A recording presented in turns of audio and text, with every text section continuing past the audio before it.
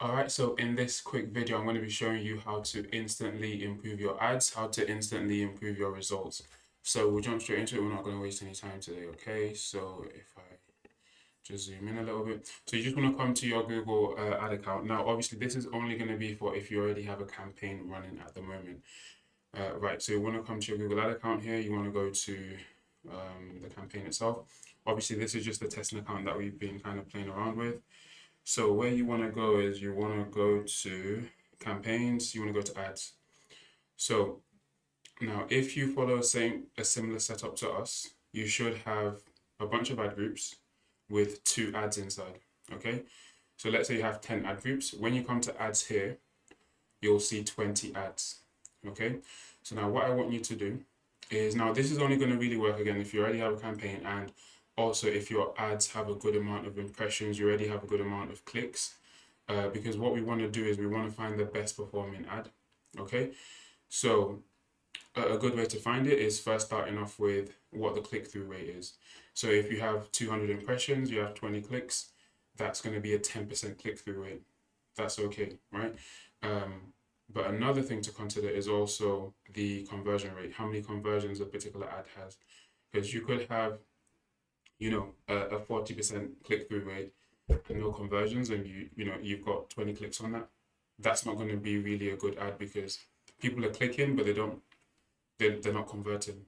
So you also want to consider the conversion rate as well. Okay, so decide which one is the best performer, something that has a good amount of impressions, a good amount of clicks, and also has a good conversion rate as well. You can compare it to obviously the other ads. Once you found the winner, you then want to come to view asset details. Okay.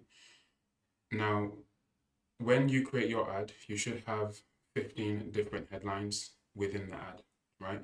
And then Google will mix and match all the headlines to decide which one it wants to show to that particular person. Now, what we want to do is we want to find the top 3 best performing headlines that Google selects. So you can't see any data here because obviously we've not been running anything. If I go here, no, I don't want to go there. So you want to go to filter, you want to go to asset type, you want to go to headlines or headline. So click on that. And now it will show you how many impressions each headline has. You can do it by impressions, like the amount of impressions. Obviously, there's nothing there. But then let's say it's these 3.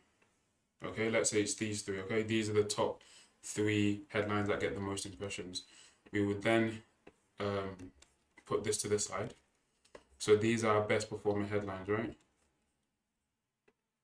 Oh gosh. Okay. And then, so I've got the 3 headlines now. We'll then go back. Now you then want to go into the ad group level. So obviously I'll select the first ad group. And now you want to pause the ad that isn't doing as well within that ad group. So let's say this ad isn't doing that well. I'll pause that because we only really ever want to have 2 ads within an ad group, right? And then whichever one's doing better, whether it's through click-through rate or whether it's through, the conversions, the conversion rate, we let that one keep running, okay? Now we then click on new ad. It should bring all the data from the previous one. Okay. Right. And now what I would then do is remove everything here.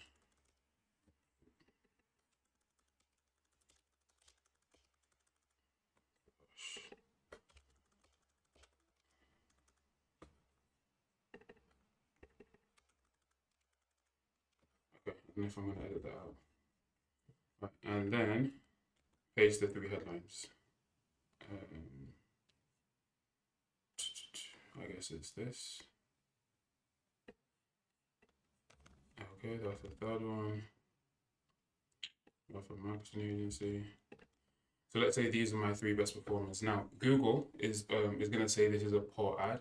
We're going to ignore that, okay? Because we know that these 3 headlines is what it's shown the most, and that's what's got us the best results. We then replicate this in every single ad group that we have. Now you might need to like alter 1 or 2 headlines to make the headline more specific to that ad group.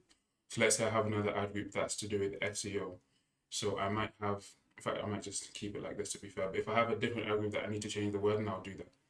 Now we keep everything else the same. Okay, we keep the descriptions the same. We keep everything else the same. So that's all you do.